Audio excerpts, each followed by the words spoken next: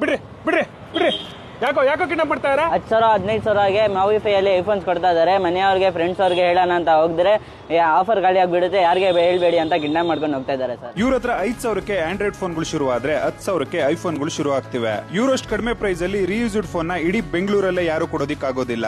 ಇವ್ರ ಹತ್ರ ಸಿಗೋ ಪ್ರತಿ ಫೋನ್ಗೂ 28 ಪಾಯಿಂಟ್ ಕ್ವಾಲಿಟಿ ಚೆಕಿಂಗ್ ಆಗಿರುತ್ತೆ. 7 days ರಿಟರ್ನ್ ಆಪ್ಷನ್ಸ್ ಕೂಡ ಇರುತ್ತೆ. 8+ ಬರೀ 10,000 ಇಂದ ಸ್ಟಾರ್ಟ್ ಆಗ್ತಾ ಇದೆ. ಎಕ್ಸೆಸ್ ಬರೀ 15,000 ಇಂದ ಸ್ಟಾರ್ಟ್ ಆಗಿದೆ. ಅಂಡ್ 11 ಬರೀ 20,000 ಇಂದ ಸ್ಟಾರ್ಟ್ ಆಗ್ತಾ ಇದೆ.